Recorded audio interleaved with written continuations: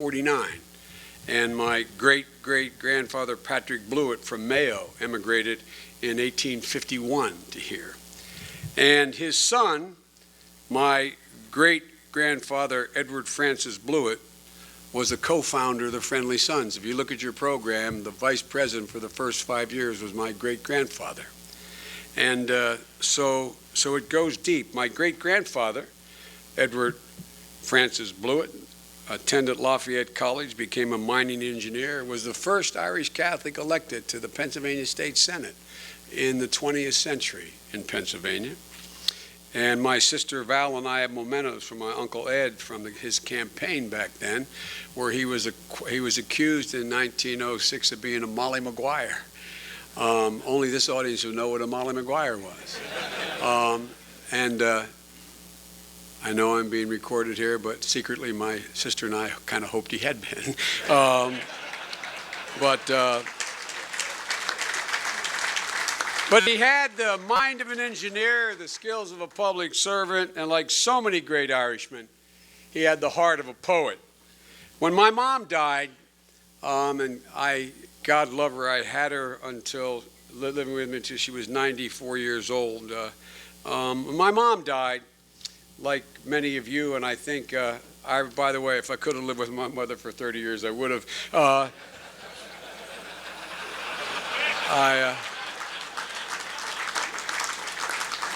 I've told my deceased wife and my wife of the last 37 years, the love of my life, and my daughters-in-law and my granddaughters, God only made two perfect women, the Blessed Mother and my mother.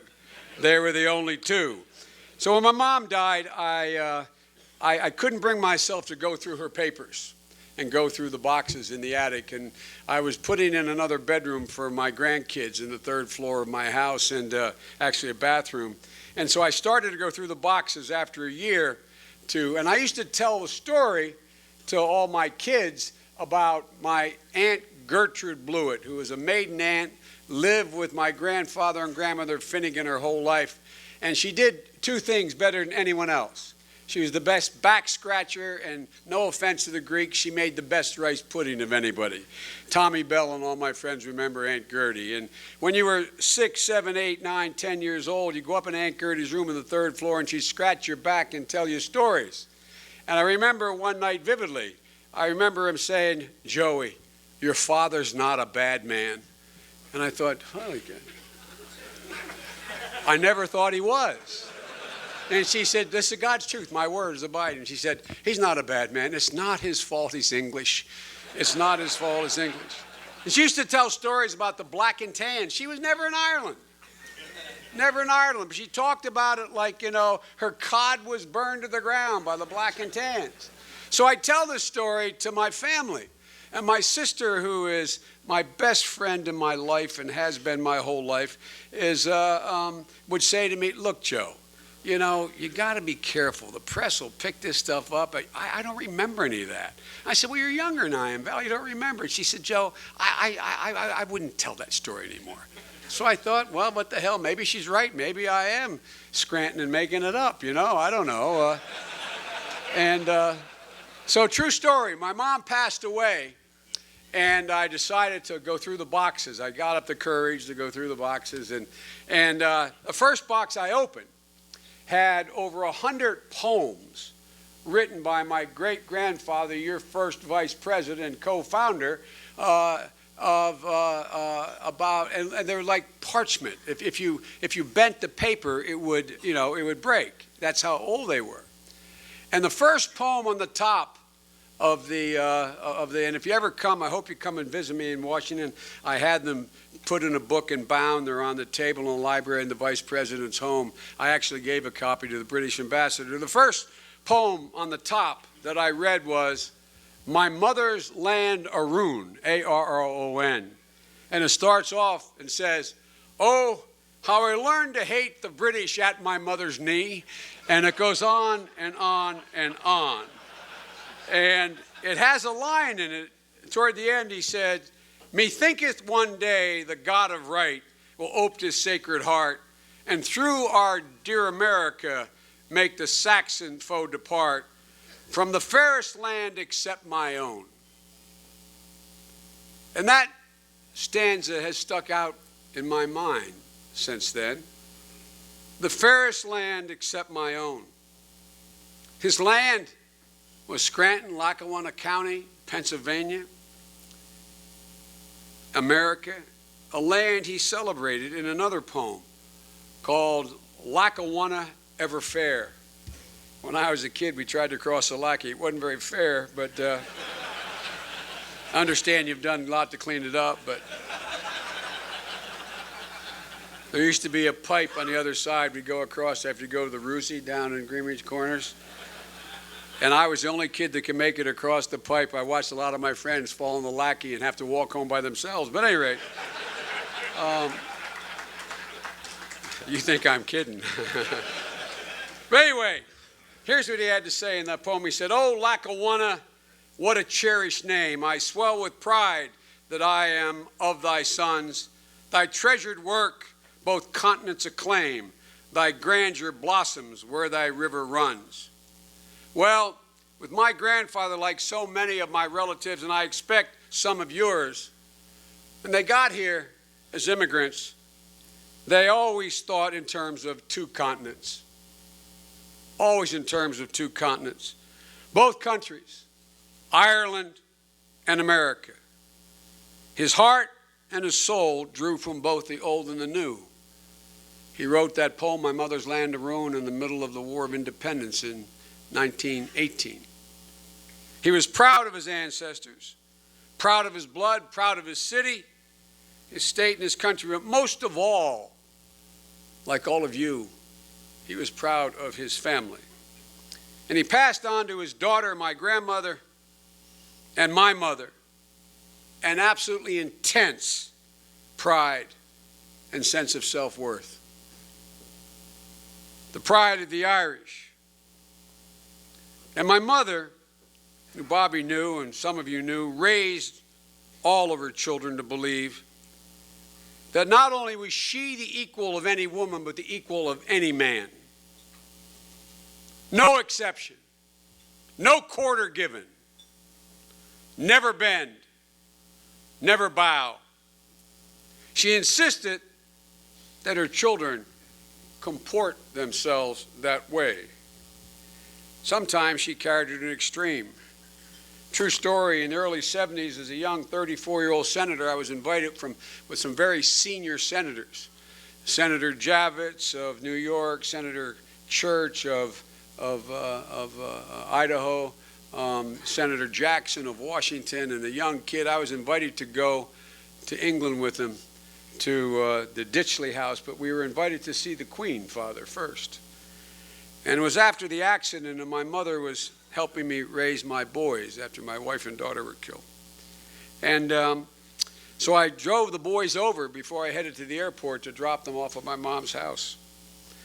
And my mother, maybe like your mother, when she wanted to make a point, she'd say, "Look at me." You guys are aware of that?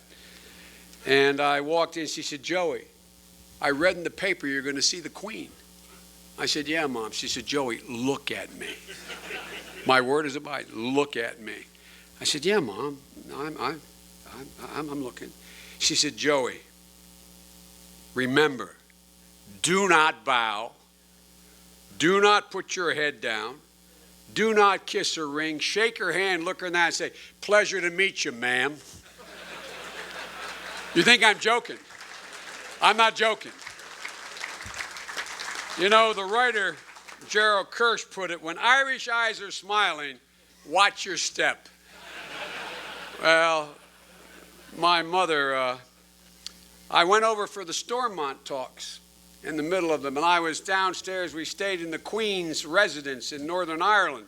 It was my mother's and Dad's 50th anniversary, and all our siblings got together to take them to Ireland. My mother would say, "I hope I see." You've heard that one before, all of you. And so they said, "You're taking them." And so on the 50th anniversary, I happened to be up in Northern Ireland in Stormont, meeting with the Unionists downstairs and then meeting with Jerry Adams, who I was with today, by the way, sent his greetings because he spoke here. And they set up on a balcony of the Queen's bedroom this magnificent dinner for my mom and dad. I was down in these shuttling between two rooms trying to get something done in the Stormont Talks. And about 4 hours later, I came up, and it's a magnificent little castle, and big wide hallways about 10 feet wide, and more like a hotel. And you'd walk into a room, there'd be a 6-foot hallway going to the room. There'd be a room on the right and a room on the left. And so my room was on the left. It was dark. I'm trying to fix the key to open up the door, and I hear behind me, "Psst, Joey, Joey." And I said, "Hi, honey. How are you? How is it?" She said, "Oh, it was a beautiful dinner." I said, "Mom," I said, "what's the matter?" She said, "Joey, I can't sleep." I said, "Why?" She said, "Your Pop," she called her dad Pop. She said, "Pop is rolling over in his grave. I'm in the Queen's bed. I'm in the Queen's bed." The next morning, I had to go to Bogside, and I'm walking down the steps, and my mother starts to follow me. I said, "Mom, there was a bombing. You can't come with me." She said, "Joey, look at me. You've been a senator all this time. Have I ever asked you anything? I'm going with you." And my dad standing behind her said, "Joey," he said, "God darn it." He said, "Your mother slept on the couch last night." You know that old definition of Irish Alzheimer's, you forget everything but the grudge?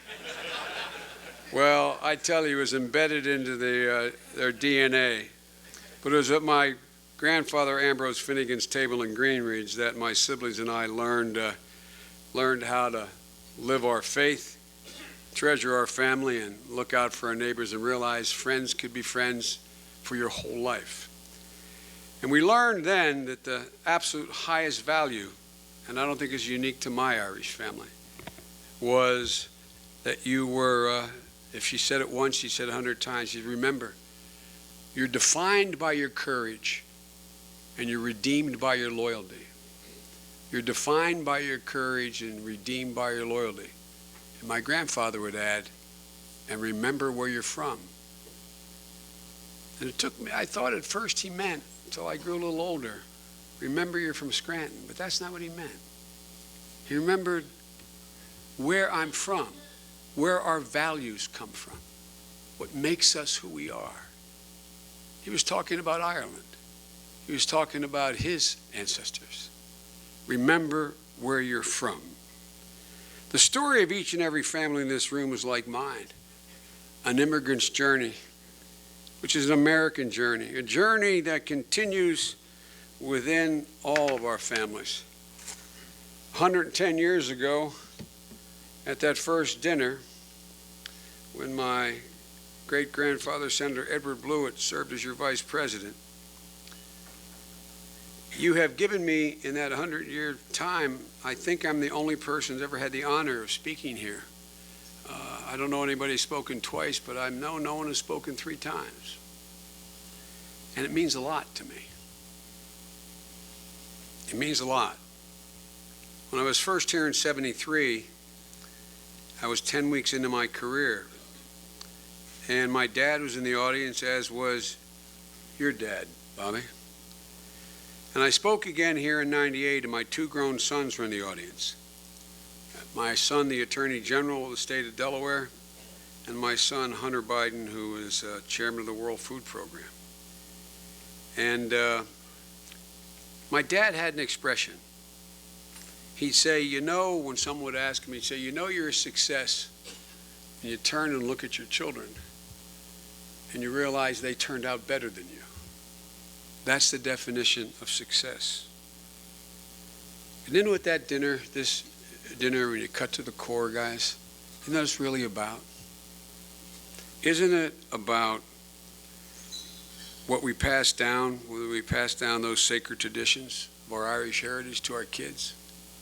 Isn't that why we do this every year? Isn't that why my grandfather helped found this organization 110 years ago? So, you know,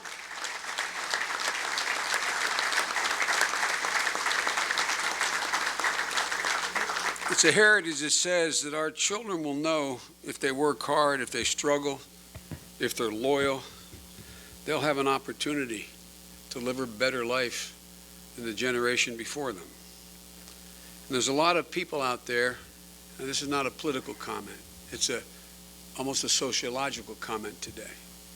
There's a lot of people out there telling us we have to downsize our dreams. The middle class can't be as big and as constant as it was in the past. It's a different time.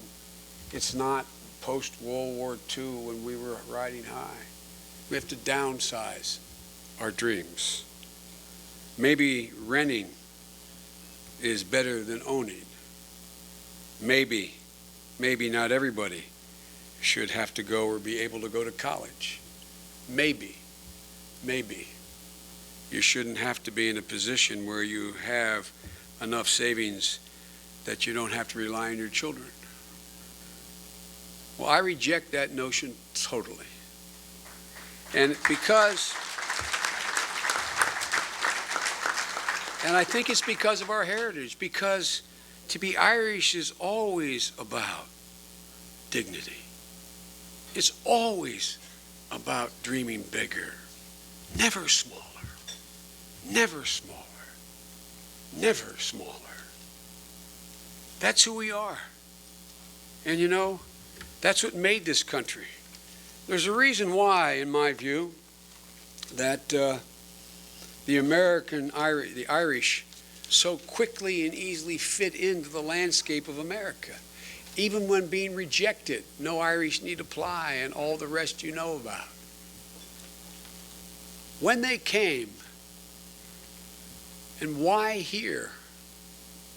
They came because, as President Xi was asking me last year in Beijing, how would you define America? I said, America is all about possibilities. Possibilities. The possibility that anything is possible in America. That's why they fit. You know, there's an old Irish toast that says, may there be generations of children on the children of your children. And all of us in this room are of those generations. Don't we wonder sometimes what dreams our ancestors really had as they got on those God-forsaken famine boats, many of them never making it? What did they dream of for their children? Not a joke. What did they dream of? What was their expectation? And they picked up with virtually nothing and took off. What world did they hope for? And what would they think of us now? What would they think of us looking down on this room? If you excuse me for saying so, I think they'd done pretty well with all of you. I think they'd be proud. I think they'd be proud that you've held tight to those dreams. You refused to let the cynics convince you that no, everything's changed. We know they had dreams. They were Irish. Back in March of 2013, I had the great honor of being, and I mean it as a great honor, one of the great honors of my life, of being inducted in the Irish Hall of Fame.